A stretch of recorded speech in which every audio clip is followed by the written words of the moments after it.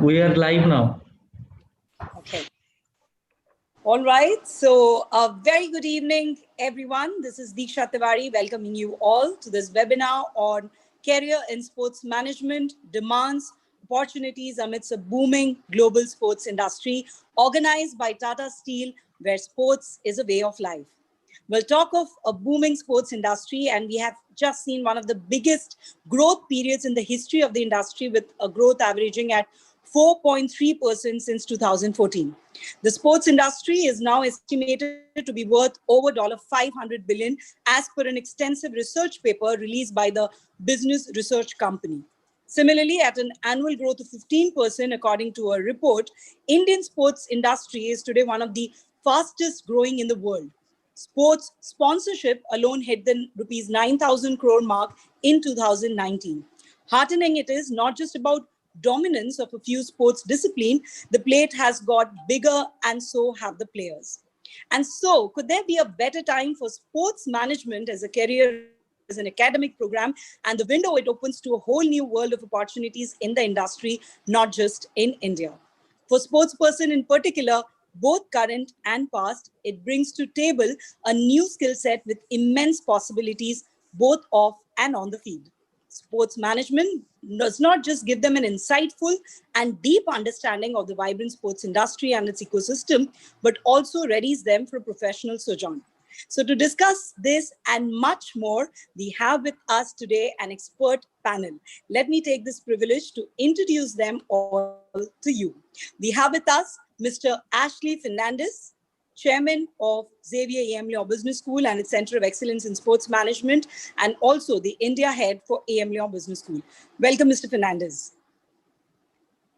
Mr. Fernandez, in fact, like I just said, is the India Head for EM Law Business School. He was also recently appointed as the chairman for the Higher Education Committee of Indo-French Chamber of Commerce and Industry for its financial year 2020-21. He's the chairman of XEBS, Xavier EM Law Business School, and its Center of Excellence in Sports Management, a man on a mission fueled by passion, or a human in progress, as he characterizes himself. He is an alumnus of Stanford University, Graduate School of Business, EM Law Business School, and the Institute of Political Science, Lyon, where he got his master's in political science and government. He's also the president of Barnaby and Ferns, an international consulting boutique firm he founded in 2014. So welcome once again, Mr. Fernandez, to this wonderful panel. Thank you for having me. We have with us Professor Dr. Michel Debot, professor at University Paris-Saclay, full professor at University Paris-Saclay, an international academic and EM Law Business School expert. He is a specialist in sports marketing with a research focus on the management of sports event, sports sponsorship, and marketing applied to football. He has published 32 books and 52 academic articles in this field. From January 2009 to 2019, Professor Debot has been the editor of the International Journal of Sports Marketing and Sponsorship. We are pleased to have you, Professor Michel Debot. Welcome to this panel. Thank you very much, Diksha, and it's a great pleasure to be with you, not in India, not in France, but altogether online. Thank you. Thank you so much. Moving on, we have with us former Indian international hockey player, former coach of Indian national hockey team, Mr. Harendra Singh. Well, he's a former head coach of India men's, women's, and junior teams. Started his career as a halfback playing with IFCO Tokyo in Delhi. He represented the Indian hockey team in 43 matches before retiring at the age of 26. Started playing for the French club at Lyon in 1995 under coach Tony Fernandez, who asked him to manage the club's junior side, realizing his potential as a coach. After a few years of coaching in France, he returned to India and worked in various coaching and managerial roles of national, senior, and junior teams in tournaments such as 2000 Summer Olympics, 2005 Men's Hockey Junior World Cup, 2006 Men's Hockey World Cup, 2006 Asian Games, 2009 Men's Hockey Asia Cup, and 2010 Men's Hockey World Cup. He was also awarded the Dronacharya Award in 2012. In May 2018, he was named as the head coach of the men's national team, becoming the first Indian to be appointed full-time as a men's team head coach since 2008. The team won silver at the 2018 Men's Hockey Champions Trophy. So welcome, Mr. Harendra Singh, to this wonderful panel. Moving on, we have with us Mr. Vijay Lancy, founder CEO of the Badminton Professionals, current world champion in badminton men's double 40 plus category. He's an international badminton player, having represented the country in Thomas Cup and World Championship, is a national champion and the current world champion in men's doubles 40 plus age category. He's an alumnus of the prestigious IIM Kolkata and has held senior positions in Reliance Industries and Johnson & Johnson. He has a rich experience in sports management, being the Vice President of Accelerate Sports Arena and CEO of Prakash Padukone Sports Management. So welcome, Mr. Lancy, to this wonderful panel. We are pleased to have you. Yeah, thanks, Diksha. It's a pleasure to be, among this group of panelists. Thank you. Moving on, we have with us Professor Somesh Mathur, Professor in the Department of Economic Sciences, IIT Kanpur, received his PhD in economics from the International Trade Division of the JNU in 2005, has 25 years of teaching and research experience. His specialization lies in international trade, applied econometrics, partial and general equilibrium analysis, deep learning methodologies, growth economics, spatial economy, and mathematical modeling. He has at least 5 books to his name, including one on trade from Palgrave Macmillan and one in Spanish with Ecuadorian collaborators.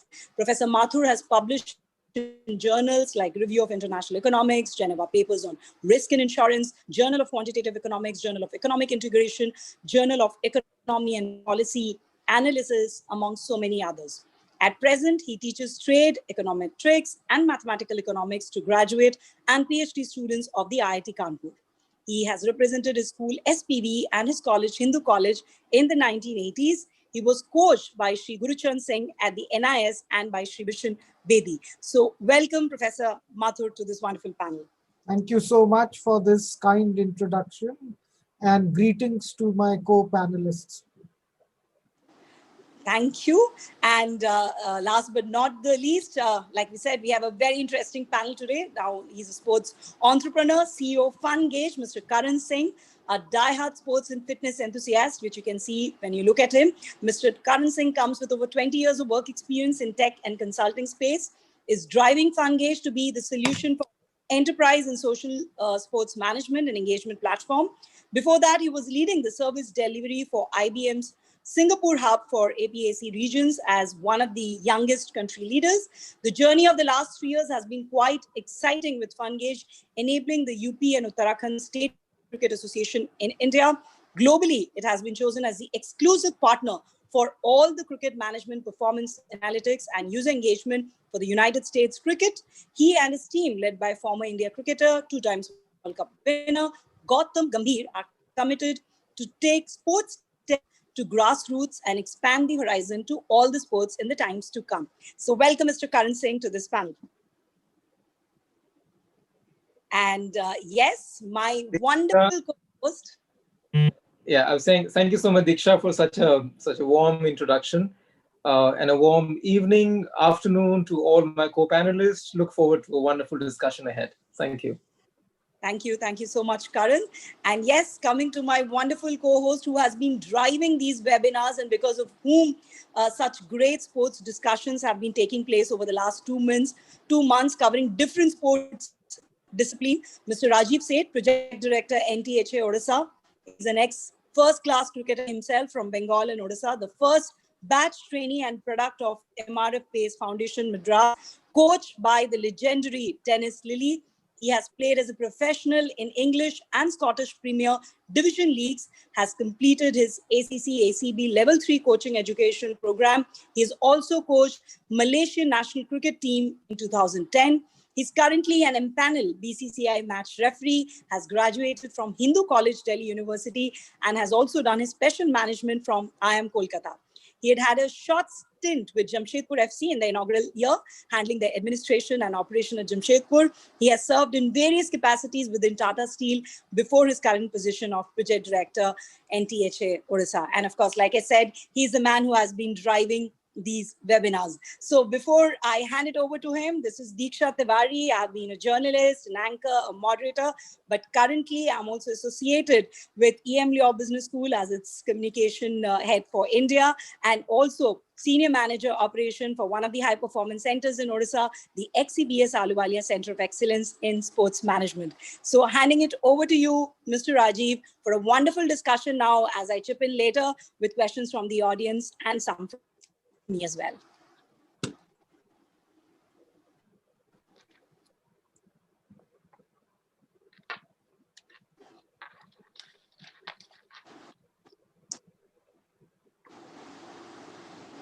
Rajivji, you will have to, I think your mic is, you'll have to unmute yourself. Happens all the time with these online sessions. That's what. Okay, thank you, Diksha, for a lovely introduction and most befitting one, if I may say, because the kind of, the panelist, esteemed panelist we're talking about, they're completely the best of the lot from the diverse aspects of sports management. And I certainly welcome all the audience and the listener friends who've been part of us in the last 2-3 months attending our webinars. I'm not going to hold much of time in terms of introduction because it's been so well laid down by you, and I think we should get to the job straight away. As we all know, in today's context, what does sports management mean to a youngster or to an aspiring guy making his career? Particularly in this part of the world, I can tell you that there are lots and lots of kids, lots and lots of candidates from college, school going to college, who are all aspiring to be part of sports management in the capacity so that they can serve and serve in any sport they feel appropriate. And I think this is a great forum where we can actually talk what's going on at the global stage. So let me first start with Dr. Michelle. Welcome, Dr. Michelle. If we start from the basics, can you stress on the importance of sports management education in the current times? Yes, thank you for letting me start. Actually, sport management programs have begun in the United States in the 70s, so it's quite a long time ago.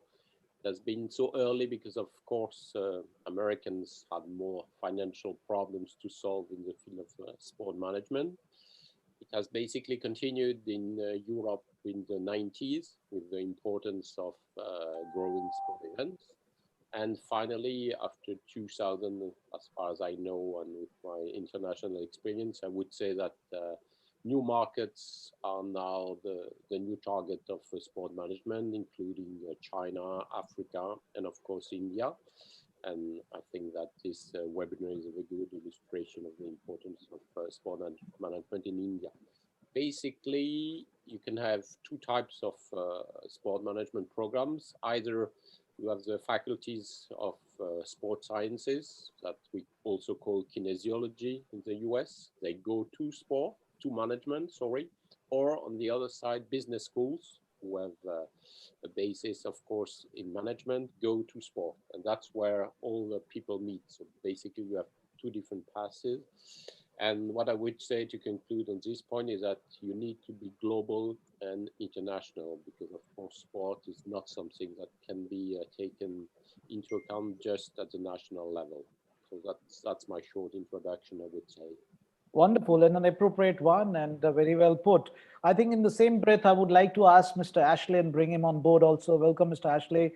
How is a sports management course different from a student as compared to that of a sportsman or for a sportsman? Thank you, Rajiv. Well, to put it in a snapshot, I would say that a sports person should understand the business behind the passion, and a student, a normal student, if I can say so, should understand the passion behind the business. You see, because if you look at the connection, I think sports is guided by rules. Basically, everybody understands that. And sports now is about entertainment, and entertainment is driven by revenues. So today's sport is a business, And therefore, we need to understand both the aspects of what a business is, which is basically rules and revenues. Wonderful, superb, and I think and that's a great start to this. And there is a common misconception among students aiming to get into sports management that they will be rubbing shoulders in the limelight with these teams and players. The reality is a bit different. What do you have to say to break this myth? I would start with Ashley, yourself only. Well, it's a continuation of what I just said. You know, it's there is a myth that when you are passionate about something, that passion should be, you know, the fuel of your engagement. And I think, as I said, unfortunately or fortunately, sports is about is business. Therefore, when you dive into this as a professional in a professional capacity, you must understand what are the drivers. And and let me give you a small example to set up the picture. If you look at the revenue stream of let's say a professional football club, 90% of its revenue streams are not coming from match day revenues, which means to say that the bulk of the business is elsewhere. You see? So it's about learning about processes, learning about the drivers of a business. And therefore, when you are in a hospital, for example, you don't rub shoulders with the top management or in any other field. So it's exactly the same in the sports business as well. So true. Any thoughts on that, Dr. Michel, on the same topic? Yeah, to continue what Ashley said, I would say that this is now a big market. So you have an offer and a demand. The demand is a demand of young people who want to penetrate this market. They have passion. So passion, as Ashley said, is something you need, but it's not enough. I mean, it's a necessity, I would say. So what we need people who have a good education, who have attended good sport programs. I mean, sport management, not just sport, but there are a lot of jobs. That's what I want to tell to the young audience. And the important thing, which is important, is to welcome very good professionals. Time is over when, well, I just know something about marketing, I will be in sport management. This time is over. To give you examples, I think we really need people who have a functional specialization. You can be a very good professional in social media, a very good professional in logistics. Logistics is just fundamental in event management. You can be, of course, be good in CRM. We need specialists in ticketing. We need specialists in CRM, in yield management, in communication, in social media. So that's what we need. And inside this, you have different types of people. People who are good in logistics are not always good in communication. And finally, what I want to tell you to go further with what Ashley said is that what is behind the scene? Behind the scene, if you work, for example, for Wembley Stadium, it's just a dream for most of the youngsters that may listen to the webinar currently. But you have to be ready to work, for example, 30 weekends a year, because sport events take place during events. So we also need very, very motivated people. And that's very important, I think. Indeed, and motivation and passion is something which is very important for making a career in sports management. And I totally abide by it. In fact, I don't want to sound harsh on this, but the fact remains, it's not just about rubbing shoulders with the best in the business. It's a lot more which is involved in this parlance.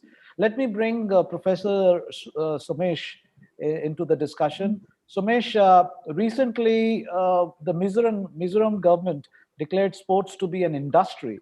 Do you think the central government should do the same, which will speed up the formalization of this sector in terms of more jobs and opportunities?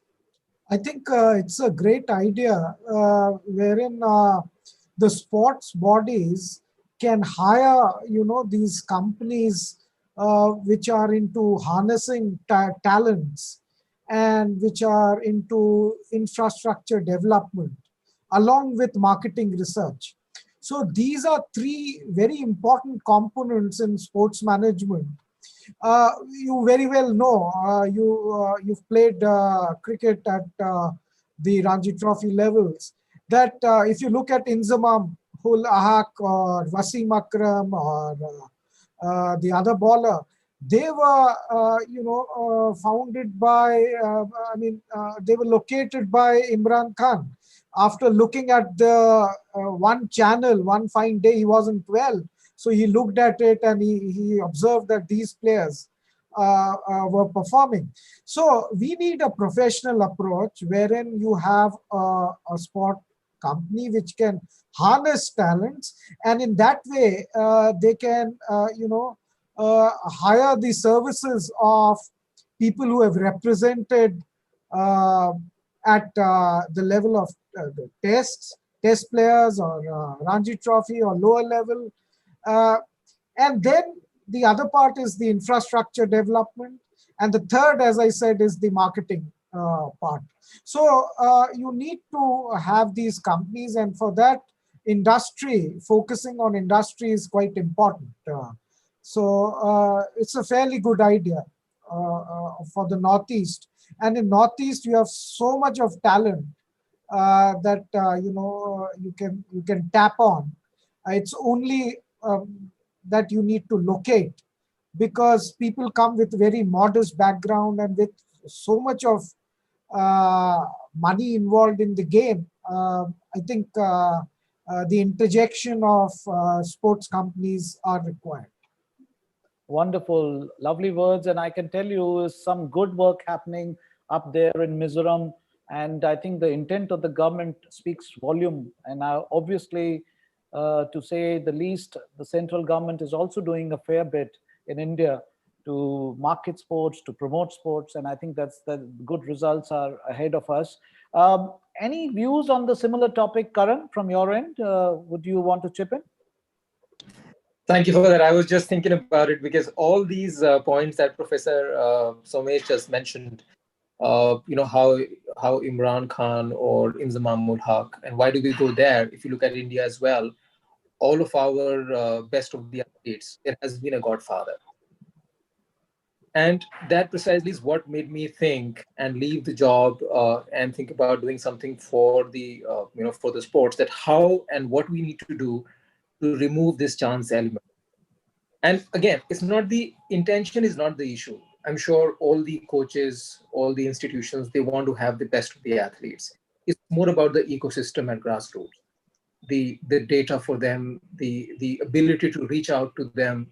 That information is largely manual, and that's where till the time someone does not offer someone's name, whom we called, let's say, godfather or an influencer, it becomes an issue. Now, with all these changes happening and with with internet penetrating all across, from the top of the cities to the rare villages and the tier 3, tier 4, I think it's becoming much more apparent. The good thing is that athletes also have become more sensitive. To the point that Ashley mentioned, I'm seeing it, firsthand. The understanding about sports, passion, all that is fine. I mean, that is default. But understanding on how you're going to manage it, how you're going to pivot it in a way that it becomes revenue generating, that awareness is really the need of the hour.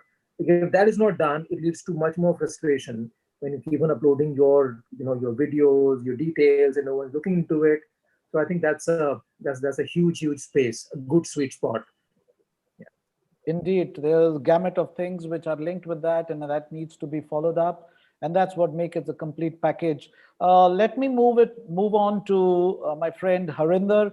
Harinder, welcome once again. And, following up on the previous question, can understanding the nuances of sports management catalyze sports persons to seek for opportunities in world of sports rather than a job in railways or PSU as we typically know? Harinder? Harinder, can you hear us? Yes, I can hear you. Yeah. So just, do you want me to repeat the question?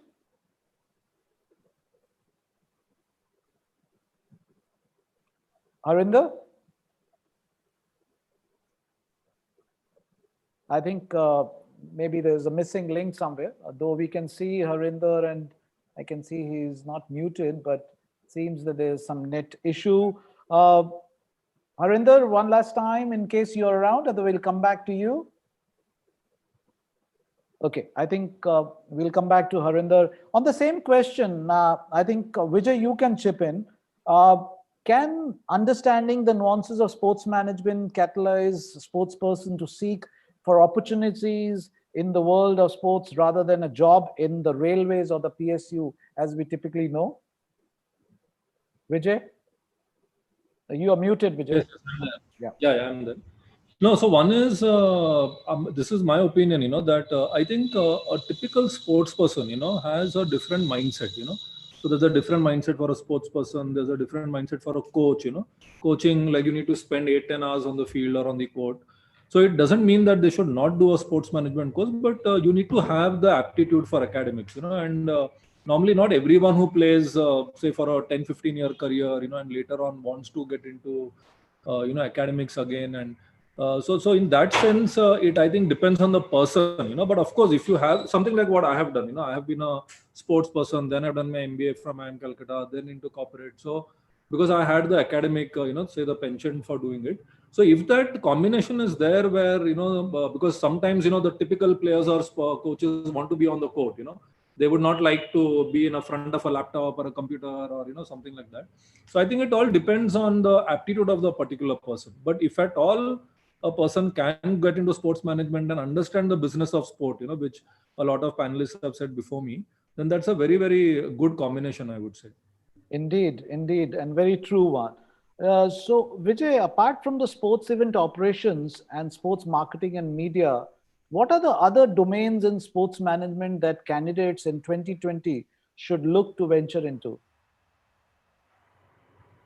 Well, I think, see, unfortunately, sports, in my opinion, is, unlike academics, you can't do it online. So I think even if schools are shut, the curriculum is going on. So in sport, in a way, it's difficult to replace, with something said during the pandemic time. But having said that, of course, the jobs are down because tournaments not happening, infrastructure being closed. So now slowly, at least the infra is opening up, at least in India.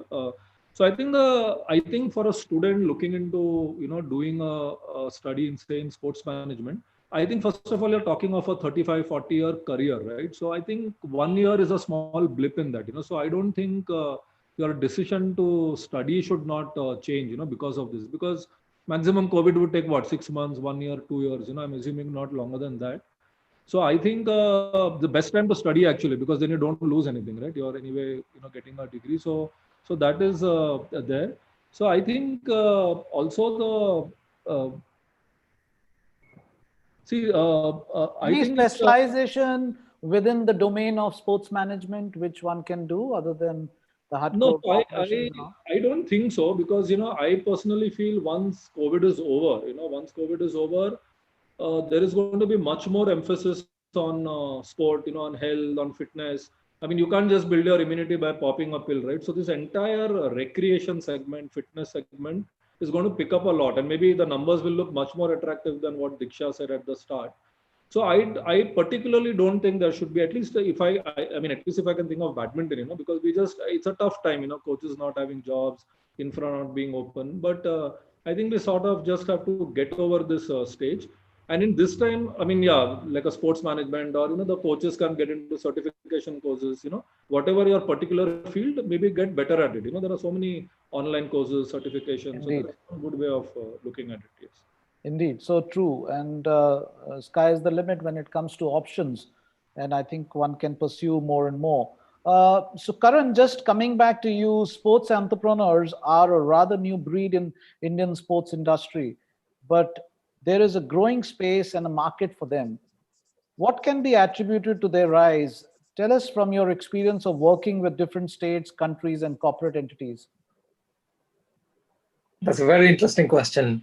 So I see sports into two parts. One is the playing community, and the playing community is at an amateur level or at a professional level. And the second is the the institutions who manage these players, and that's where, and the institutions could be schools, could be academies, could be associations, all of that. Now, the first part of the thing, wherein once you become a professional, let's say you're shortlisted for a state or for national thing, I think life becomes relatively easier because there is a support that comes your way. But the majority of the population, and a lot of them kind of leave in between because of lack of opportunities, lack of finances, lack of expert guidance, lack of medical support, and so on and so forth. So when we started, I think the good thing was all these sports entrepreneurs, they are doing something that they love, because that primarily drives it, and suddenly hours becomes immaterial, and you just on it. Your interactions every time is a different interaction. As Vijay just mentioned, that it's more about the athlete's mentality is different, the coach's mentality is different, and that's a space. So a lot of these sports entrepreneurs, including myself, when we started, we thought that there's so many guys who are at the 90% of them who are at the B2C, the player community side. Let's target them. But we realized that targeting them is not going to give us money till the time it matures. And if we don't have the money and we're not making money, then we will not get the funding. And if we don't get the funding, then we as a setup would die. And COVID, and there'll be many situations like this which will come in. A lot of guys are struggling. And that's where I think early in our journey, we realized that we have to first look at how we're giving a solution to the management side, because they have the money. So what we did, we developed the whole enterprise solution. I mean, you're with Tata's. For you to manage a business, you have SAP, you have ERP solutions, you have all of that. But just think about the institutions, they do not have enterprise solution even for sports management. Look at a school. If you go and ask a school principal, how many play badminton, how many play football, how many play cricket, they don't have this data. And this holds true. And we've done a research not only in India, we did in ANZ, we did in US, we did North America, we did in Europe as well. And we realized that at this level, club level, academy level, institutions level, they don't have this information. So first step, what we did, we built an enterprise solution. And that as a use case, we offer to the UP Cricket Association. Now, UP is a big state, 75 districts, about 10 lakh people play, but they don't know where they are.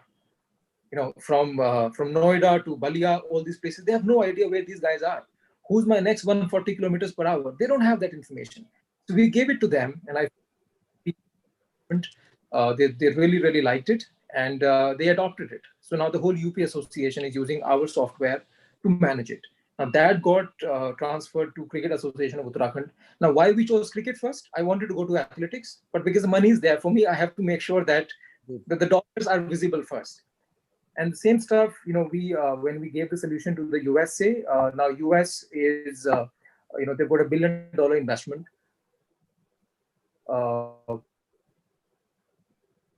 They know how to market, and it's about 1 million followers of cricket. So we give them the whole solution, and now the entire US cricket is using the software as an enterprise level. Because once that is done, and I realized it earlier, it has to be top down. If I start going to each player and say, please use my software, it's not going to happen, because that player is more driven by the guys who use the software. So if Badminton Association using a way or a software, that's the players naturally would go to. I think that's something that is really required. But yeah, the bottom line is that we, people like us, we need professionals, because what happens is for us to manage stuff, for us to manage an athlete, to talk to an athlete, if we don't think like that guy, or if I am not able to relate with a coach or with the guys who drive this, then there is a mismatch. And if there's a mismatch, then it's a big time issue. But I think enterprise level solution for sports management at schools, at academies, at associations, because even cricket, while we have IPL, but if you look at it, 3 months of IPL, if they're out, these teams do not integrate. Correct. And these they only go to the places. So the whole bottom-up thing for the data collation, so that on my click, the way an Instagram or a Facebook tells me, and that's how we looked into it, that let's develop the whole FunGauge platform like an Instagram or like a Facebook, because these athletes, they're athletes. We can't expect them to be engineers and understand an SAP software. So yeah, that's been very interesting, and I think COVID is a blessing in disguise. I know a lot of people are struggling, but the thing is, it is setting the projectile the right way, because now I think it's a different level of sensitivity about putting your information, being more selective, and all that stuff. Yeah. Indeed, and different strokes for different folks also applies to the territories and the target audience we cover. Karan, just very quickly on esports. Esports is something which excites me too. Esports is growing big in this country. How do you see its market in India vis-a-vis the global market? I'm definitely going to take views from Ashley and Michelle on this. And how much opportunity does this pack for entrepreneurs and sports managers? I think it's huge. It's good money. It's advanced money, but more than that, it is engagement. Where I think that we need to explore more, because right now the whole focus is more about the fantasy. Wherein within esports there are much more avenues. There could be sports knowledge based thing. For example, from the childhood we like these quizzes, and here's the human psychology.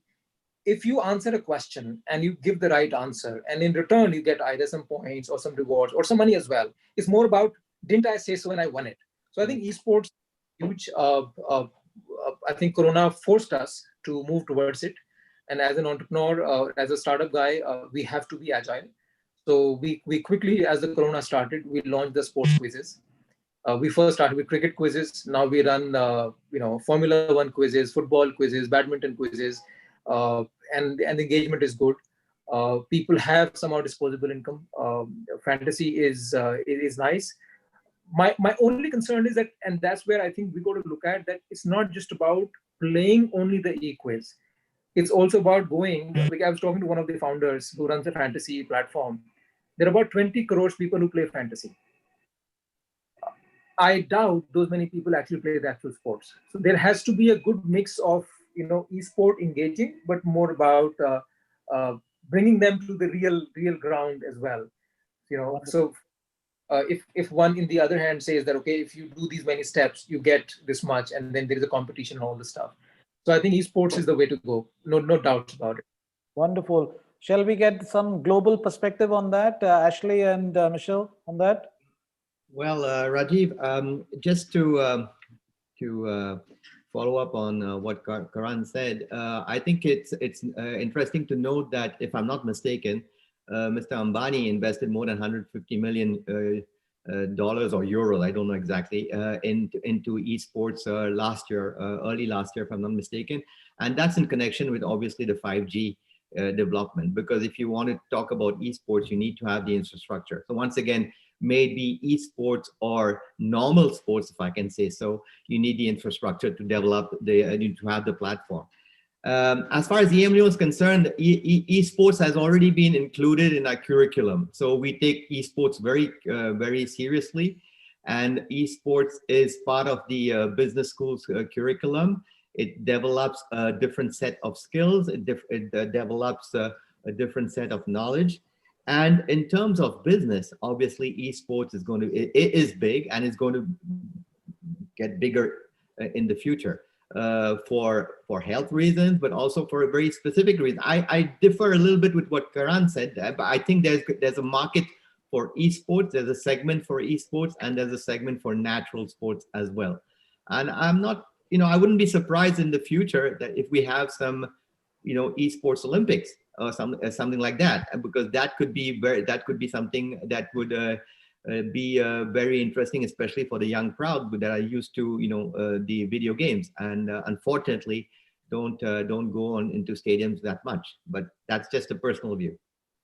I think there was the Olympiad, which was done online. I know. And I soft for Xbox, and we used to have these e-games and everything. So yeah, that's a huge thing.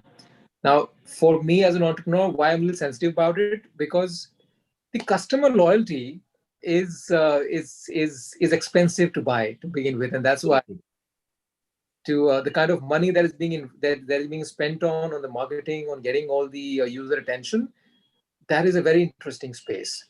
And that's also a huge opportunity for all these upcoming sports management guys. Like the way social media managers have transformed. Now every company has social media manager. Now, similarly, I think there has to be a customer loyalty manager or kind of a guy who can integrate the two. That I'll be really looking for. That's very interesting. Absolutely. Absolutely. Super. I think Dr. Michelle has some thoughts on this. Yes. I wanted to add something.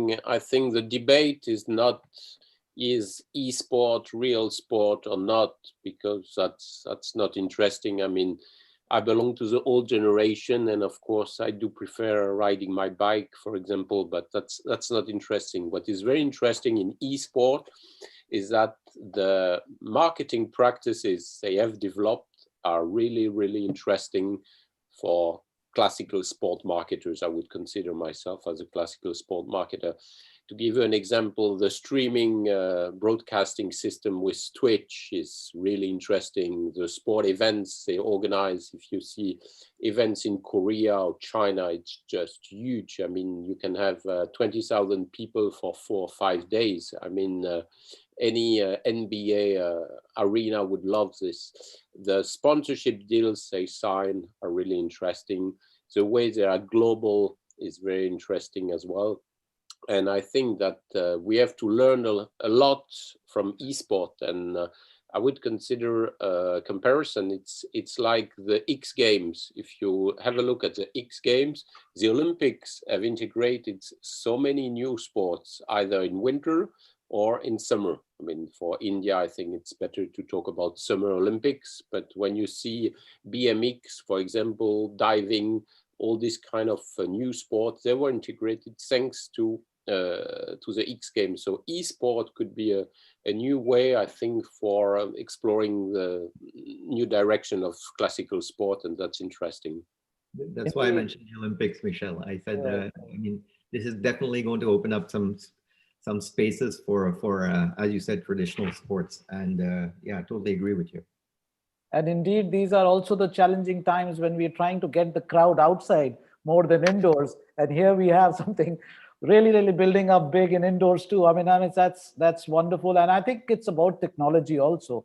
End of the day, we're moving ahead, fasted on technology. And I think that's how we have to embrace that, and we have to make the best of it. Harinder, my friend, are you back? So if we can hear from you. Harinder? Harinder, we can't hear you, though you're not muted. Internet. Now we can. Raj, maybe we can ask him to log out and log in that yes, case. That'll be better. So Diksha, if you can help him, and I will go on with the next question. Going forward, Ashley, basically a global B school like Amion Business School could have gone anywhere in India. There is Delhi, Mumbai, Chennai, or even Bangalore with great sports culture and infra. Why did it think of coming to Bhubaneswar and invest here? Not that I didn't want to, because I love Bhubaneswar, and I want more and more things to come to Bhubaneswar. Your thoughts? Well, thank you. Yeah, it's a very interesting question. It's a very interesting question because it's something I had to grapple with, including explaining to my own family. I was born in Bombay, so you see, it would have been an easier path for me to go to Bombay, or as you said, any metro city. The fact of the matter is, at EM Business School, we think of ourselves as early makers. So what is an early maker? An early maker is someone who is capable of understanding early trends and tuning into soft signals. And to be honest with you, when I looked at the Indian scene, there were some very interesting signals coming from Orissa in terms of infrastructure, in terms of events. As you know, it started with the Kalinga Lancers during the Hockey League. Then you had the men's hockey tournament. By the way, Orissa is going to have the World Hockey World Cup for the second time in a row. It says a lot. You had the FIH under 17, etc., Asian Athletics.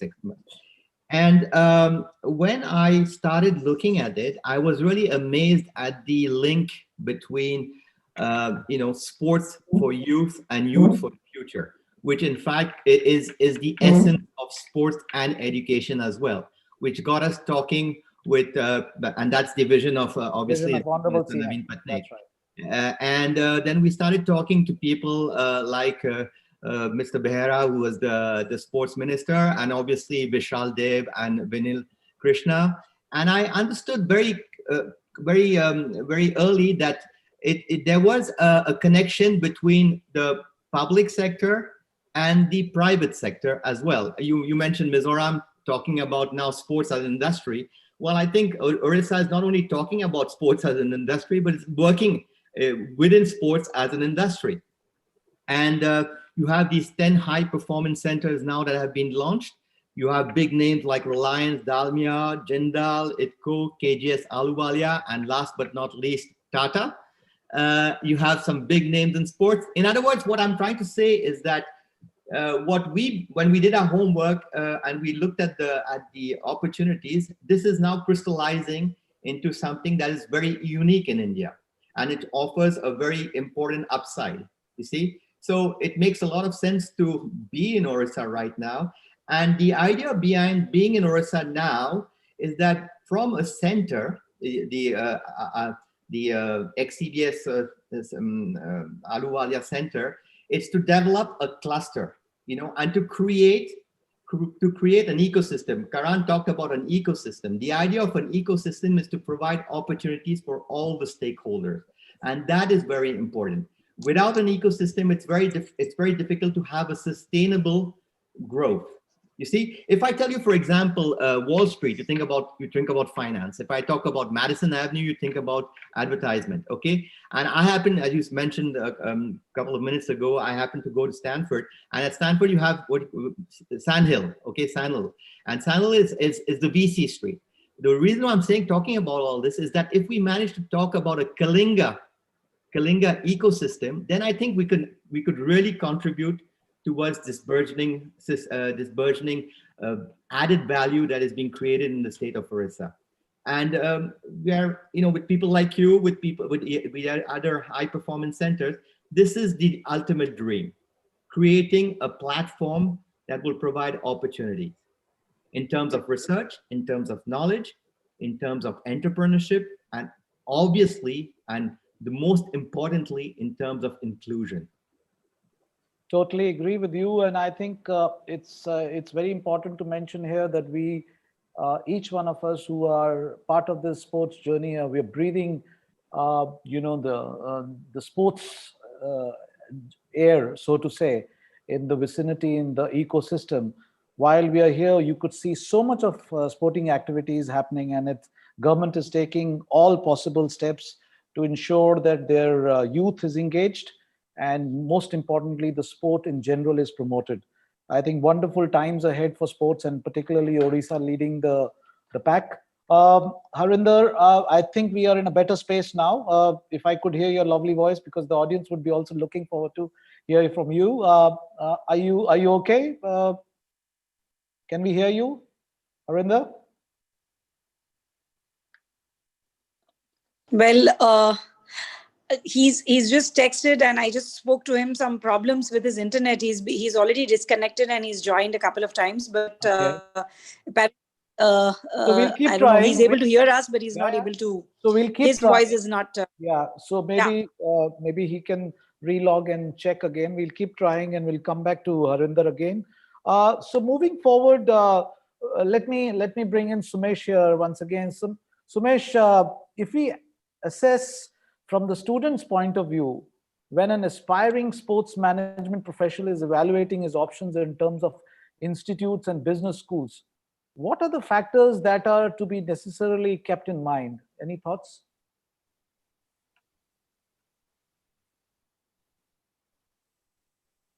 Sumesh? I think I would request Vijay, would you like to take this?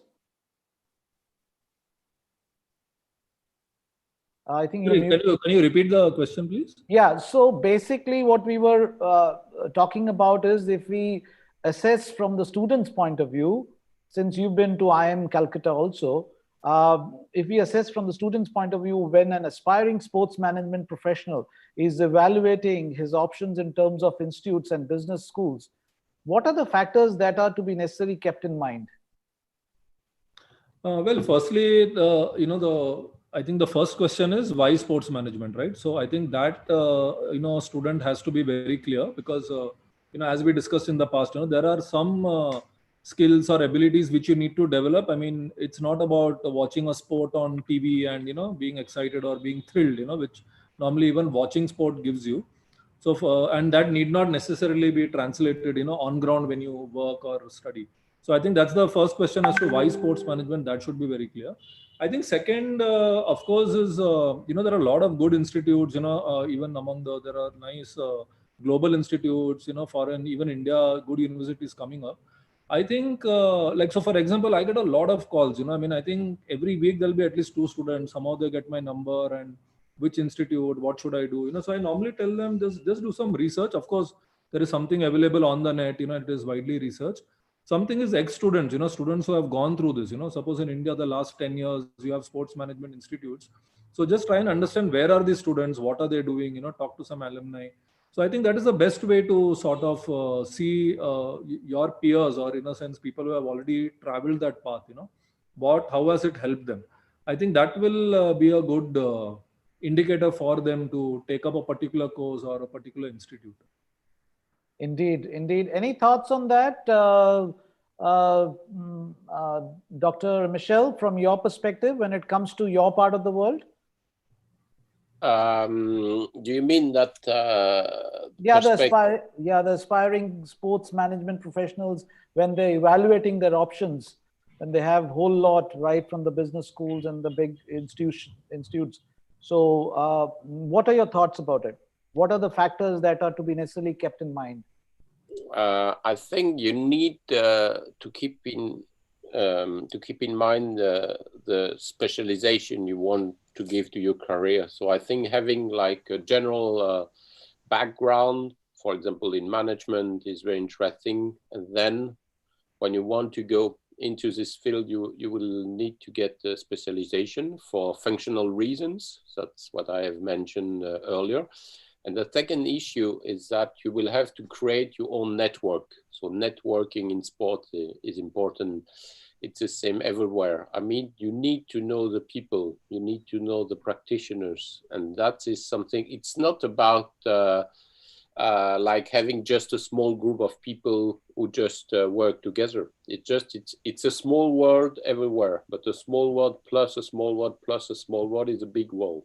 But in India, if you want to get involved into cricket or into hockey, for example, we need to know the people. Managing a federation is not something which is like managing a classical company. That's right. You want to work on sport events, you need to know the people at the right place. So that's my best advice, is to have a final degree, at least 1 year, but hopefully 2 or 3 years, that will make you enter into this network. And that's essential. That's what I tell my students. It's like reading the press. I mean, you need to know the people, who is who and who is working with who likes who and who hates who, potentially. Yes. This is also something important. Why does this agency work with this broadcaster? Why did they buy the rights, as the previous time they did not buy the rights? That's something you really need to know. You need to be like always aware of what is happening. Indeed. So Sumesh, thanks, you're back. I think we lost you in between. Yeah, there were some connectivity issues. Yeah. So actually we were on the same question, which we actually started off with you. If we have to assess from students' point of view, when an aspiring sports management professional is evaluating his options in terms of institutes and business schools, what are the factors that are to be necessarily kept in mind from students' perspective? So we've got some thoughts. So your thoughts on that, please? Yeah, see, increasingly now business schools are having the management degree of sports management. This is an interesting development, because at the end it's a business administration degree which surpasses say economics or law and budgeting and marketing, research and surveys. So these are some interesting developments. And there was a question on what happens in during the pandemic times.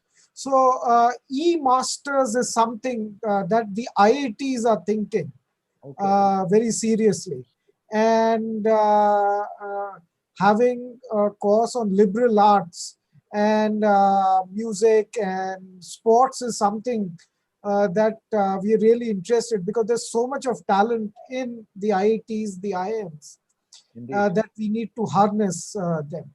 But I'm from the old school, and I am more concerned about these sports bodies, which from my experience during the time when we used to play the game of cricket, uh, it required lots of transparency, decentralized decision making, and voting.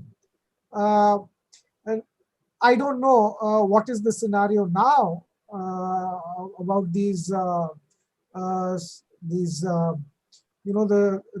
government run sports bodies, but professionalism is required there.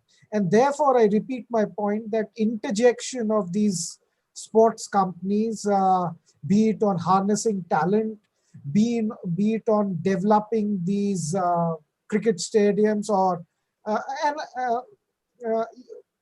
I say about all sports. It shouldn't be confined to cricket only, the other sports also. And of course, with a lot of data coming, and you need to know about the ticketing behavior. You need to know about the fans, about your fans, who are these fans. So marketing research is quite important. So a degree is very important, and it's a business administration degree with a focus on sports. Wonderful. Yeah. And I think I was completely excited to hear first-hand information from you on this e-degree course. And, this is something which is really, really going to be a game changer in the sense that it's an option in these troubled times. And in general, who knows, this might just pick up fast, irrespective of the conditions we are in. So thank you, Somesh, for your wonderful thoughts there. Diksha, are we good with Harinder? I think he's. I had seen him. He's there. He's here with us. Harinderji, can we hear you? I can hear you. Oh, wonderful, super. So welcome back. I know there's been a bit of a problem of net at your end. So Harinder, I would like to ask you that you've been a coach and a very successful one. How do you see coaches taking to the idea of sports management courses or degrees? Since they have already worked in the field, do you think that can prevent them from taking to education at a later stage? And how can that perception change? There is no age for learning.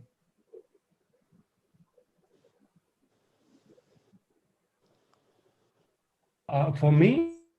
Yes, Harinder, for you. You've been a coach and a very successful one.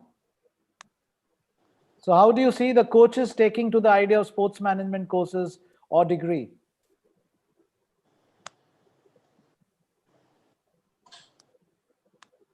But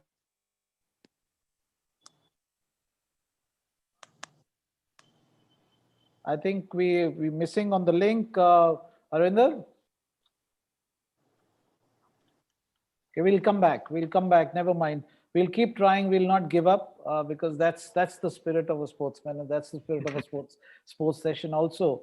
So Harinder, whenever you are back, you just let us know, and then we have the questions ready for you. So while we were talking, Somesh and others, we were talking about the students' point of view. There are a couple of things I would like to ask. One, about the skill set.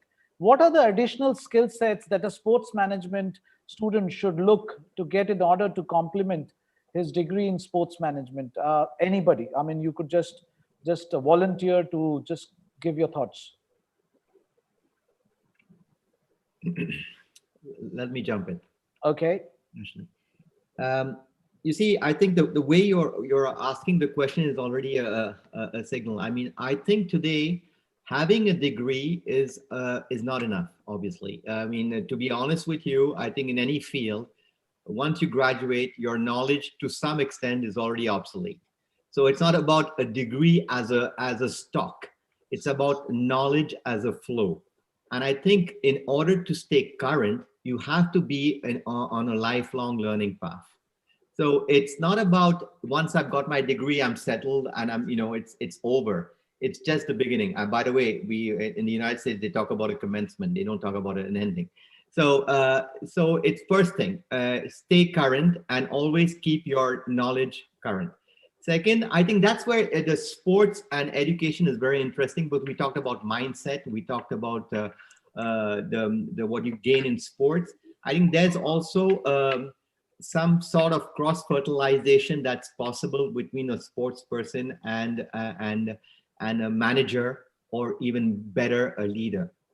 And if you keep your mindset, if you keep a growth mindset instead of a fixed mindset, I think it will help you tackle all the challenges that come your way. And I want to say something else in terms of sports management. I think Professor Mathur said it just very, very eloquently. It's not about sports management, it's about management of sports. So if you manage sports, you can manage entertainment, you can manage different walks and different parts of the ecosystem. So it's about being able to stay current and have the right mindset to be able to take up the challenges that you will be facing. And I don't think that you will keep your job for 35 years. I mean, as far as I'm concerned, I changed jobs many times. And I think the current students, the current generation will have to shift position, will have to shift companies, will have to shift jobs many times as well. So it's how you keep that passion and that skill set going. Wonderful, wonderful. While at the subject, there's another thing which crosses my mind. There's another myth that needs breaking, is that there is also a notion that sports management is something which is suited to men and not generally suited to women. And women do not apply in huge numbers to this course. I mean, strange thing, but this is what the notion is. What do you have to say about this? Let me start with Dr. Michel. Michel, your views first. Yeah, of course, it's not true. I mean, it's like being a doctor. We have excellent doctors who are women, and correct, we have very good professionals in sport management who are women. Of course, sometimes it's like everywhere. You may have more men in finance and more women in communication, but I don't know if it's just a taste or just an habit or just a tradition. But of course, sport management is for everybody. Following your previous question, I wanted to add something which is, I think, very important. I don't know if it's the same in India, but in Europe, sometimes the parents are afraid of sending their children as students in sport management programs because they think, well, first of all, it's not serious, it's just later. And second, they think that there are no jobs. So second question is solved. We have plenty of jobs and we need youngsters, so that's not an issue.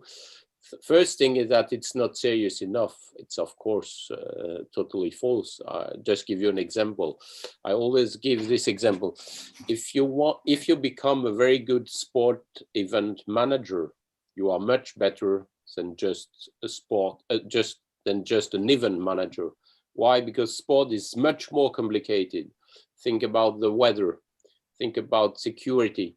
Think about logistics. Think about cancellation, think about terrorism. I mean, anything which is the most complicated things in sport can be easily transferable to classical economy.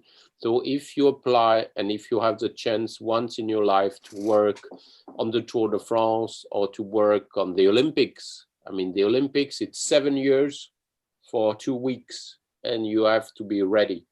No delay. No chance to fail because the whole world is watching you. So my strong belief, and I always tell this to my students, and I want them to tell this to their parents, sport is more and more complicated than the classical economics. So if you are good in sport event as a manager, you will be an excellent event manager, because organizing the Festival de Cannes, the Cannes Movie Festival, is just so easy compared to organizing the Olympics or the Tour de France. Wonderful, wonderful. And any views on this, Karan, since you're working on ground on this myth which I talked about? I think what has happened to what Michelle just mentioned in India, and I've realized it myself. During my father's time, taking up sports was absolute no-no. Taking up private jobs was absolute no-no, because those times money was there in the government jobs. In my time, when I told my dad that I want to get into the private sector and all this stuff, MNCs and all, he was okay with it, because by the time the fact was established that MNCs gave a good work-life culture and you have good money, but sports was still a no-no. It was insecure. There's only as many people who play at the national levels, and if you don't make it, then there is a problem. And all the parents, their worries about security, their worries about future.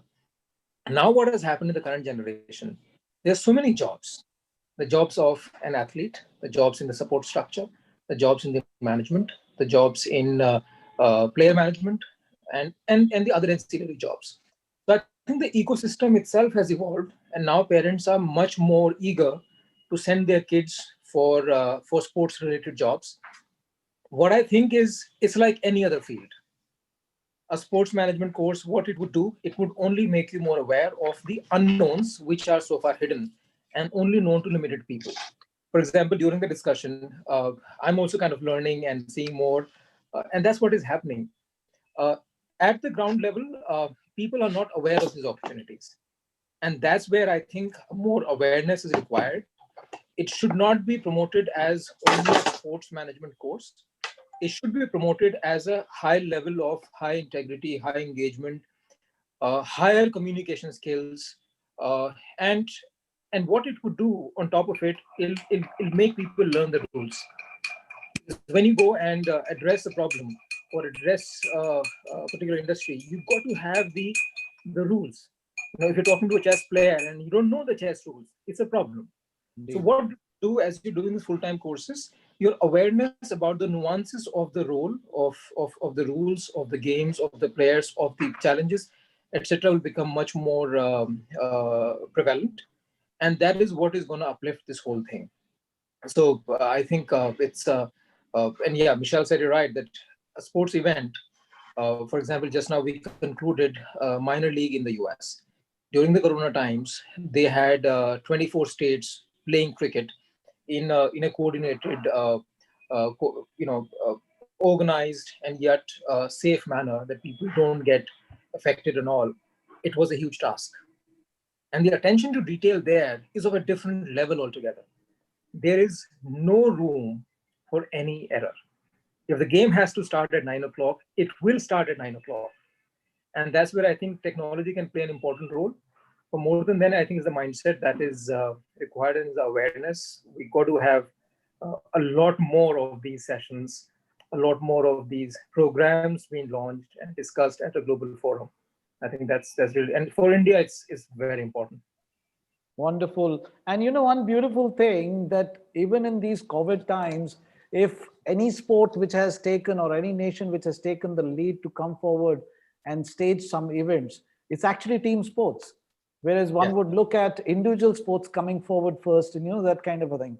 I mean, having said that, it's possible, and I think it's been done with a great sense of responsibility. I would like to mention something which Harinder has just left in the chat box for us. Sports management will prepare you to become an expert in sports techniques, but you will also understand everything related to sports marketing, accounting, business, etc. I think we've talked about it. Sports management is a career, opportunities are endless. You can not only become a coach or a management of a sports team, you can choose and prepare. Again, he is talking about the management is relatively new in India and is continuously evolving. as more and more sports from league team and gain sponsorship from big brands. So in general, he's talking about the spectrum of sports management in general. Thank you, Arinder, for your comments. It's keep coming on the chat box.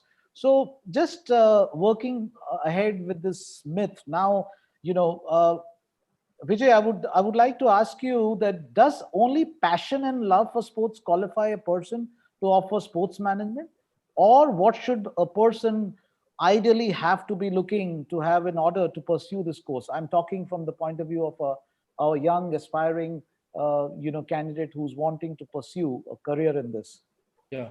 So one thing is, one has to differentiate between what is a passion and what is a hobby, So as I said in my last, the answer that normally, a typical day in anyone's life, would be either in college or in office would be, I'm assuming, normal day, not very exciting. But the moment you see sport, there is a thrill, there is elation, and you suddenly want to be associated with it. There are celebrities, there are role models, and that is what sort of, I think, puts the seed into your head to have a career in sport. It's definitely a good start. But after that, I think you have to understand what does it take to actually, get into sports management. So I'll just give you, like, for example, what I do is we have academies, in say 4 cities, entering a 5th city next month. And these are very basic, like, for example, it is about getting grassroots children in. You have to talk to parents, you have to manage, you have to have a break even of students. So when you're entering, first thing is we need at least 40 students to break even, So these are the kind of things. So there is no glamour in that, customer calls, irate customers, So when you start off with, and especially I'm talking of grassroots academies and, so there are a lot of challenges and there's nothing glamorous in it, right? It is just like any other, when you're calling it, you're almost like it's like a call center thing kind of, So I think this is what people should know, that when they get into the business of sport, as all the panelists have been telling, that you need to understand economics, financials, what does it take to run a sport event, run a sport academy. So I think this is very critical. I think even when a lot of people come to me for interviews, the first thing is they want to be a part of Premier Badminton League. Premier Badminton League is 2 weeks in 1 year. How can you make a job out of it, right? It is just, it's a very small window. So obviously, there are so many other things to do in sport, which is where I think students have to be a bit realistic. And as I said, the best way is to talk to alumni, talk to your well-wishers, try and understand more about sport.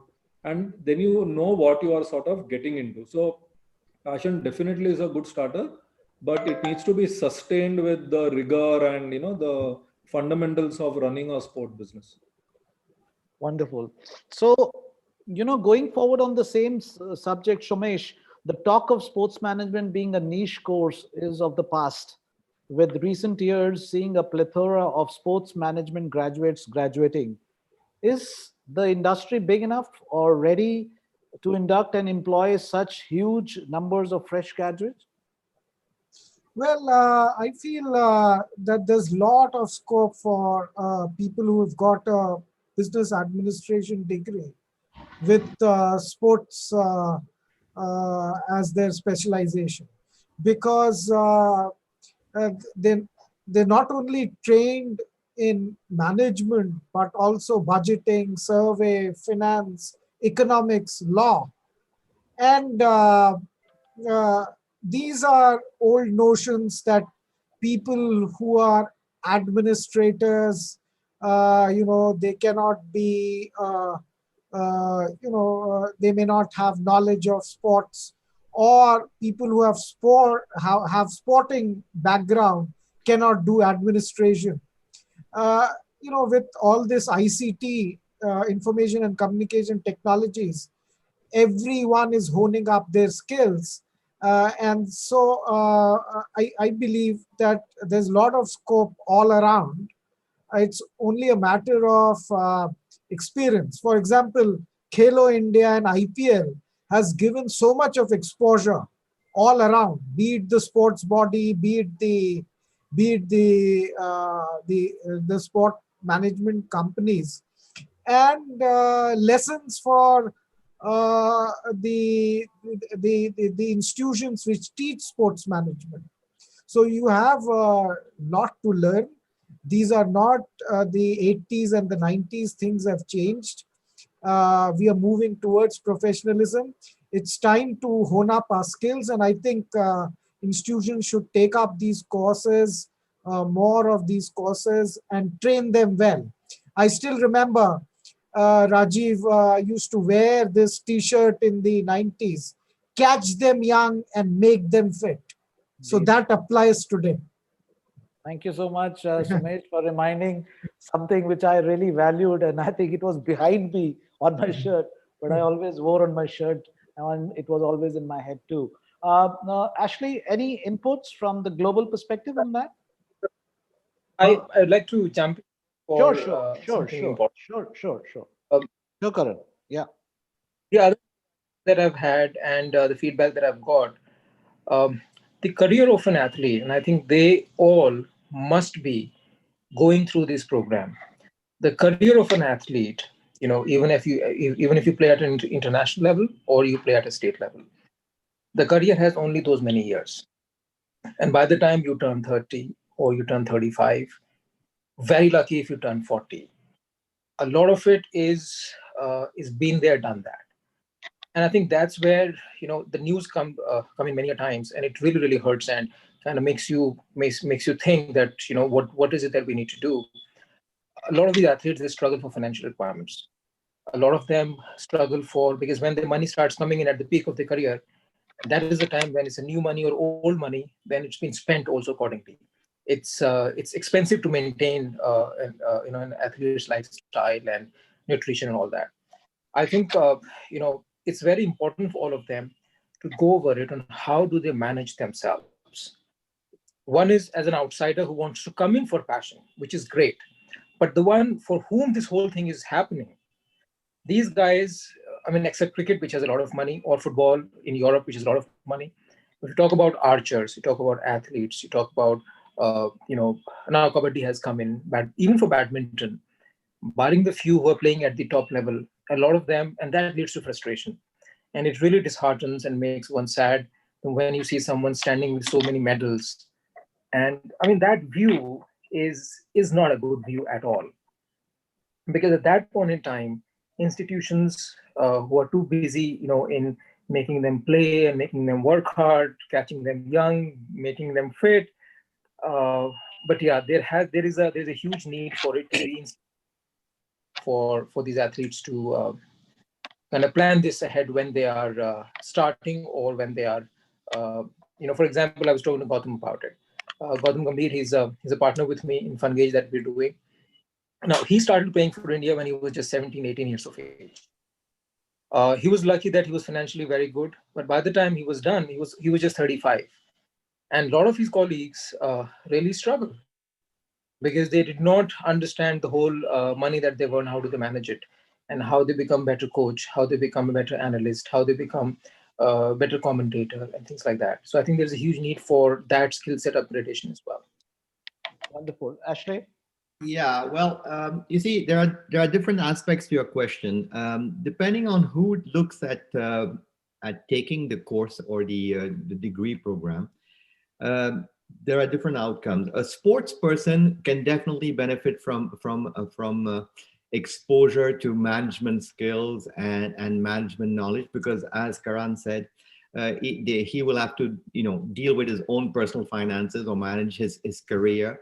But let's not forget that when you talk about high performance sports, very few make it to the top. Okay, so the bottom of the iceberg is what really matters. So even if you've taken up sports as a passion, you need to take care of your future. And the question you're asking, in my humble opinion, is a very Indian question, because from a global perspective, there is no alternative.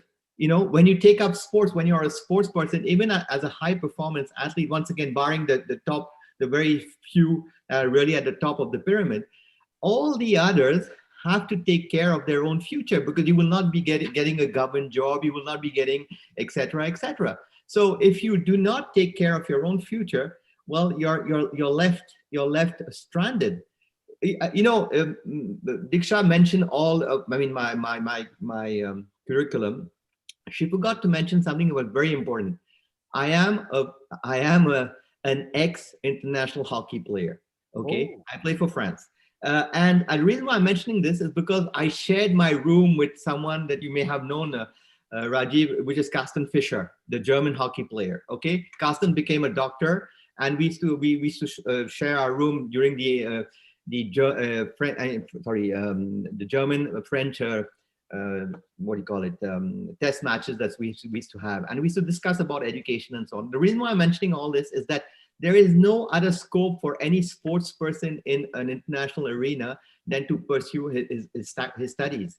You see, that's my first answer to your question. The second thing I would like to bring to focus is that it's not only about sports. Once again, it's about sports, it's about entertainment, it's about wellness. BJ mentioned it before. It's going to be about wellness, it's going to be about tourism. Okay, there is going to be a lot of cross fertilization between different segments, and it's also going to be about, once again, digitization. You mentioned about pursuing a career in sports and then studying at the same time. Well, without digitization, it's not possible. It is simply not possible. So Professor Mattu mentioned e-degrees. Okay, well, yes, at EMU, for example, we've signed contracts and we've signed deals with high performance athletes and national sports entities to provide a knowledge background for high performing athletes that can do then pursue their sporting career and at the same time study at their own pace. Because see, once again, knowledge is not about, it's going to be more of a Netflix type of thing today. You see, you're going to use knowledge, you're going to learn at your own pace. And this is what the COVID situation has also brought to the limelight. It's about a change. It's about a change in infrastructure. It's about a change in the business model of education and knowledge. And just, I'm sorry, I don't want to do too much of publicity, but the e-certificate program that we're launching with XCBS today is exactly around those lines as well. You know, providing a knowledge base for people to study at their own pace.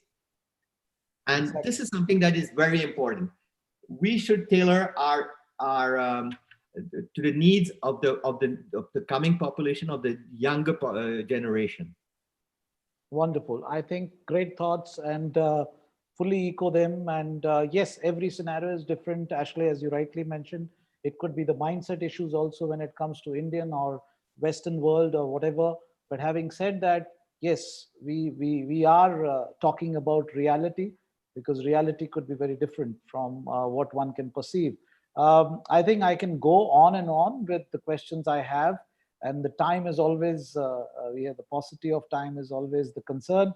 So, you know, let me first bring in Diksha, because we've not heard from Harinder, but Harinder has been writing such great things on the chat box. So, Diksha, I'm sure you would have some questions to talk about, and maybe we can read one or two, chat box stuff which Harinder is also put in for us. Yeah, I think he's been facing an internet issue, but yeah, he's been active in the chat box and sending in his comments on different aspects being discussed. I think it's been a wonderful discussion so far, and a lot of messages from our audience watching this live. And right here, of course, there's a 62-year-old.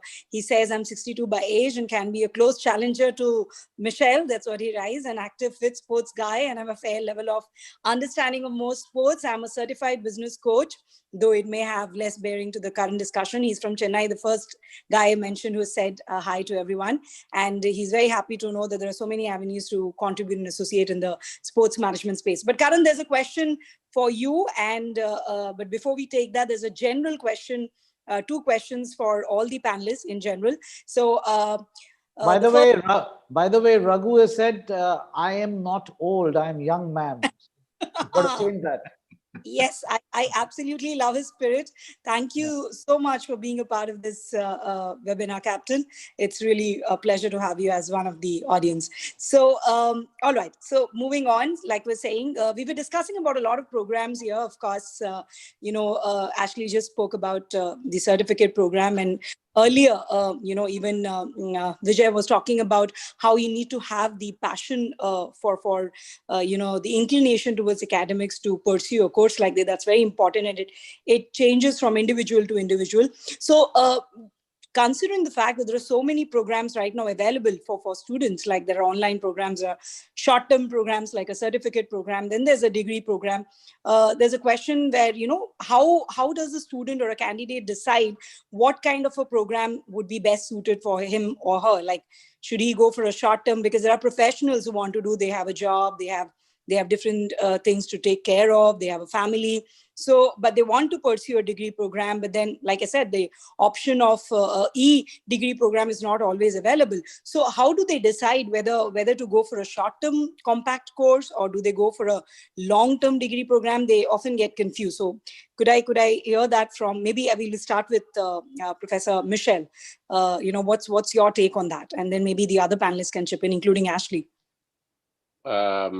Yeah, thanks Diksha for the question. It's an interesting point. I mean, as a professional or as practitioner or as an athlete, of course, you need to have adapted courses. So I would say that starting with e-certificate, like we launch together with EM Lyon, is a very good option, because you will have lectures at night and you will potentially seminars during the weekend. So it's quite well adapted.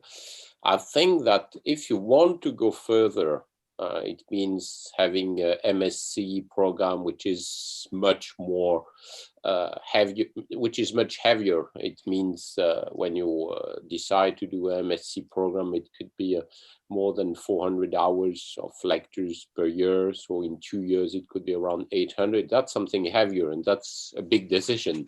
So I mean, to have like a taste of sport, a certificate is excellent. But when you want to really do something serious, I think you have to adapt your life if you are already a father or a mother, if you have already a job. But I think it's worth going into education in sport management, because it will help you. I have a lot of similar candidates as an academic in Europe. People who are 40 years old or 45, they are not in sport, but they love about working in sport. So it's like a shift. Ashley talked about shift. That's important. Or athletes who are going to retire. And it's very important to think about the future, because not everybody is Lionel Messi or Roger Federer. I mean, not everybody is sitting on a gold mine. You have a lot of normal people. If you are a regular rowing athlete in Europe, you don't earn €1 per month. I mean, so you have to think about that. So short term to start, and building and thinking about your future for a long-term program like MSc, I would say. I think I think that's pretty clear. Ashley and Professor Mathur, would you like to add something to that?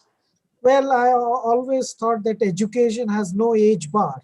So someone who has already spent some time playing sports and he has a short time span where he has built his career, I think it will be a great opportunity to bring him in the education and train him well, and probably, ask him to do research, because going in the field and those experiences are something. And with this COVID, I think mental health, we need people with mental health professionals. I would talk about, say, Lakshman Sivaramakrishnan in the 80s. When he was playing the World Cup, he had problem of landing his ball.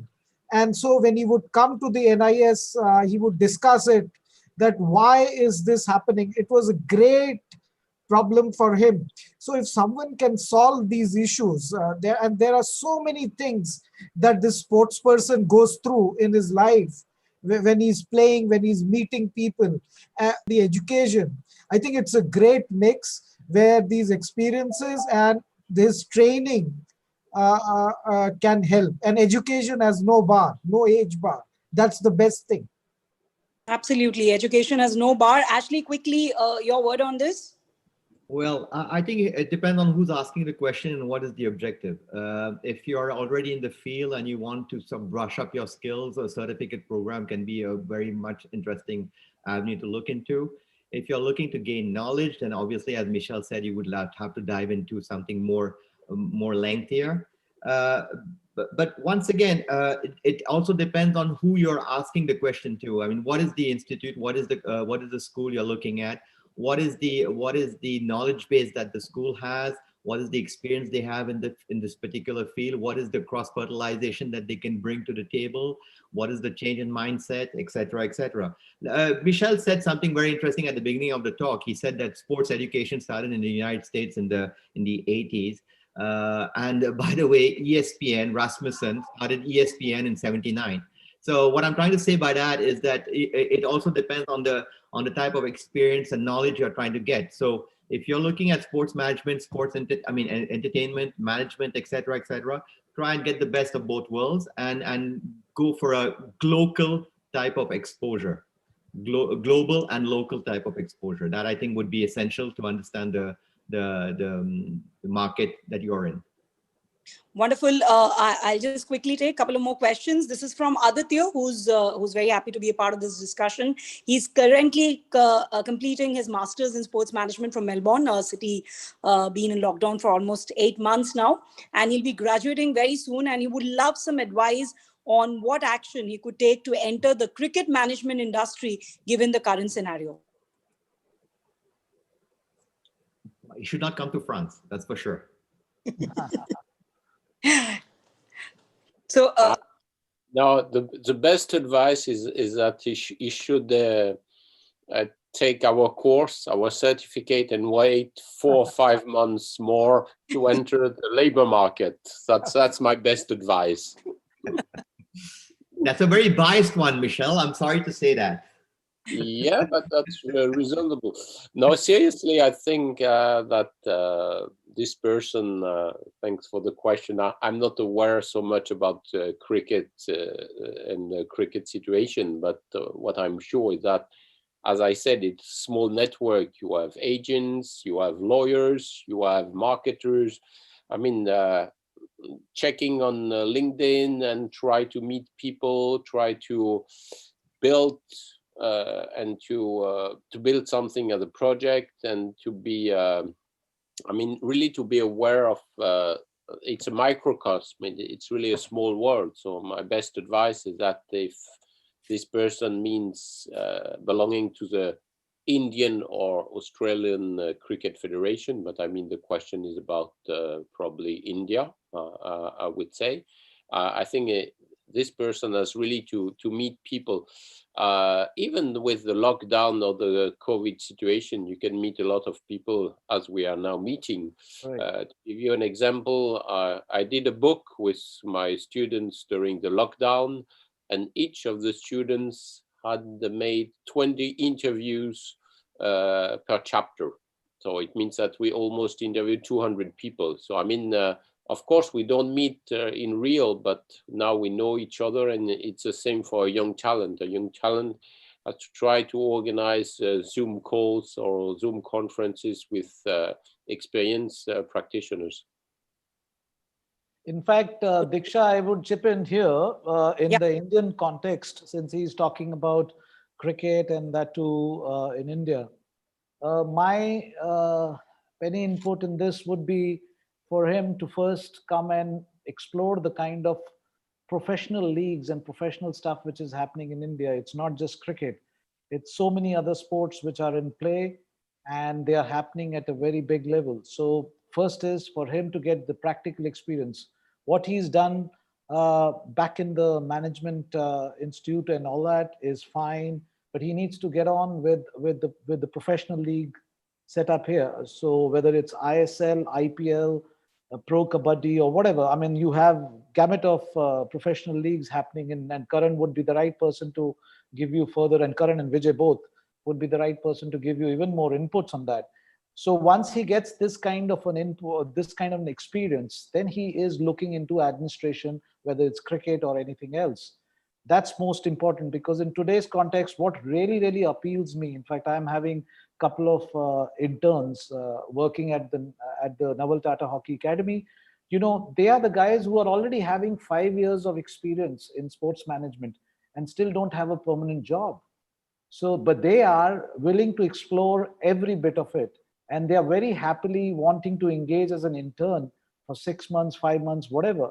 Look at the dedication, look at the passion, look at whatever else it comes with sports management and their desire to succeed. Now, this is the attitude, I think, which will take them far, rather than just expecting something to fall in place straight away when you have done your sports management from institute and you feel that you can join an organization or an entity and you can take it forward. This is something which I feel these are early days for them. They need to work the practical side and then come up. Vijay and Karan can probably give you a better view on that. I'd like to just add a few comments to that. Besides these major tournaments that we have, IPL being one, a lot of states have also started doing their own Premier Leagues. Correct. But that is at a tournament level. What I'm seeing, and a very pleasing change, we work with 3 cricket associations out here. They are looking for professionals because suddenly there is a huge bit of competition amongst these associations at a state level to perform, and hence the need for and that's where I think we were trying to fill the gap by giving them an enterprise level solution, which gives them the power to be able to capture and see what is happening in their state. And hence they're looking for guys who are savvy. They're looking for guys who understand technology. They're looking for guys who understand data analytics. They're looking for people who have a good administrative bent of mind to be able to collate everything, because the decision makers still are in their 40s or 50s or 60s. They need these hands, and these young bunch of guys who are coming in the associations.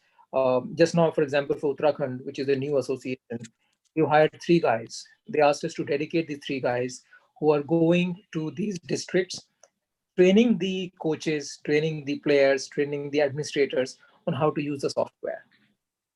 Now, that's a huge, huge space. And this is a global thing. For example, we are in talks with one of the global sports management company. They do the whole stadium management.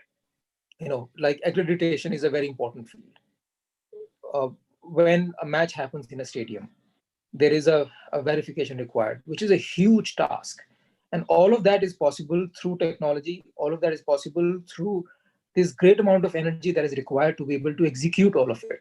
And hence, it's just amazing how the associations, even in the Northeast, Sikkim, Assam, all of them are looking for these professionals, and they're very open for it.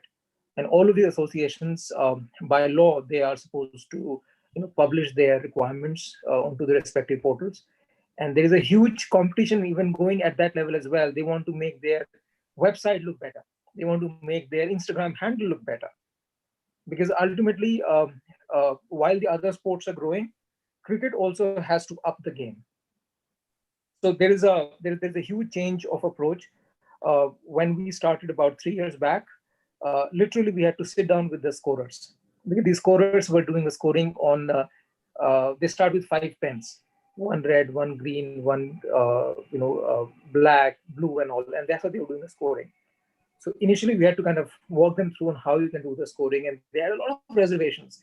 Oh no, is it reliable? How will it happen? And all this stuff. But now, over the period of time, it is becoming a normal thing, and hence there's a huge need for the young blood in all of these associations. And you rightly said they have to walk the talk, learn the tricks. But ultimately, it's the ability to be able to transform all this data into a readable format. So software can only do as much, but these are the people who understand the software and understand the need and offer them as a solution. I think we are running out of time. So I'll just one last. This, of course, I'm not sure how all our panelists can help him, but he really needs an advice. He's a mountaineer. He runs his own group, Kalinganagar Mountaineering Group. His name is Satyabrata Das, and he wants to know from our experts that he wants to how does he start his own thing? Because right now he has 12 mountaineers, and because of the pandemic, everything is stuck. So he wants to know, how does he move forward after the pandemic? A career in mountaineering. Vijay, can you take it? No, yeah. So one is, of course, I mean, I'm not the expert in mountaineering, but you can draw a parallel from other sport, So I think the basics would remain the same. I mean, since he's already in that field, I'm assuming his network is good, it's strong. And you have to take baby steps. See, Corona is a time when every one of us is it, right? Including coaching academies and all of that. But I think with the renewed emphasis on health and fitness, you have to start off with some steps to at least form your own entity, go with one group to whatever, wherever the destination is. So I think the basics don't change. You'll have to just wait for the right time. It's an opportunity to prepare, all of it now. You're looking at maybe 3, 4, 5, 6 months away when things become normal. I think you just have to go to the business basics and just spread your network currently. If I was in his place, I would have done that in the current situation. In fact, Diksha, I would like to mention here, taking a leaf out of my colleague in Tata Steel, who's just retired, the legendary Bichendri Paul. Now, she's gone back to her hometown, pursuing the passion which has taken her this far. Now, for a mountaineering, it's actually the ideal time. You could actually form teams, you could actually form groups, you could go, it's a health activity, let's put it this way. There is sky is the limit. You just got to take it in the positive way.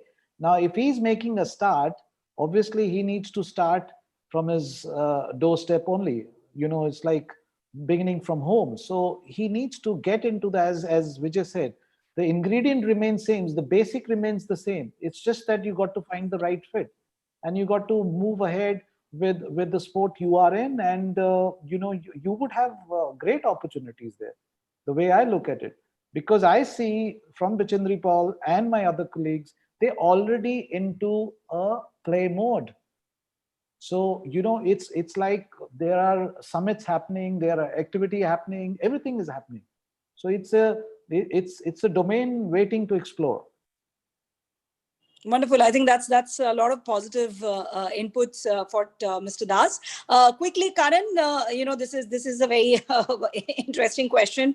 Sambit Mishra has asked this to you, saying that you're an entrepreneur and you've already had a lot of people. So if there's a situation where there are two guys, one who has 2 years of work experience in sports with no sports management degree, and the other one who's come from abroad with sports management degree from a premier institute with no work experience, who would you select?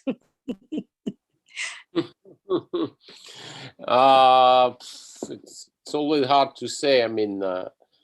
I think that in sport management, we also need to trust people. And I think the personality of those persons is very important. I always tell my students that when I select you, I select a group. It's not just individuals, because as Ashley mentioned, we expect to have early makers, but early makers is also working together. And it's important in sport, it's important in rugby, it's important in football, it's important in any kind of sport, but it's also important in a classroom. Because what I expect from my students is that they would organize an event, they would organize a conference, they would organize a business trips, they would organize any kind of activities dedicated to sport management, not only sitting in a classroom. And I can tell you, for example, my students have been organizing an outdoor event for the last 10 years, and it's about 3 days non-stop in February. So when you don't sleep and when you have to work like 72 hours in a row, you need to have a good group, and that's something which is very important. So I would like to meet the people and to have a chat with them before making my opinion. All right, and Karan, what about you? So who are you going to hire if for your startup? Yeah, I think for for all the job roles, what is most important is, of course, someone who's with some experience always adds more of the experiential flavor to the whole thing. But the advantage that we have is we all are in the unknowns. We all are doing it for the first time. As an industry, it is just now started seeing the money. So what's most important is, how well thorough the guy is, how the aptitude is, what's your take about the job. And this holds true, the way I'm working out here as an entrepreneur, which is my company. When I was working, even in my in my formal corporate roles, I've always enjoyed it. Somehow, it never mattered whether I always thought it's my own company. I always thought there's the P&L that I'm responsible for. And similarly for the guy out here, if you've come, both are pluses. The one who's coming globally, uh, it's a global industry, and if we have the global standards, if we have those learnings, it's a very interesting mix. But it's more about the attitude, it's more about your approach, it's more about how thorough you are, or how passionate you are, and then what's your approach overall.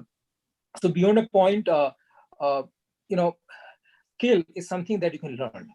It just takes, for some people it takes a month, for some people it takes 6 months, but it's the will which is more important, and that is the attitude.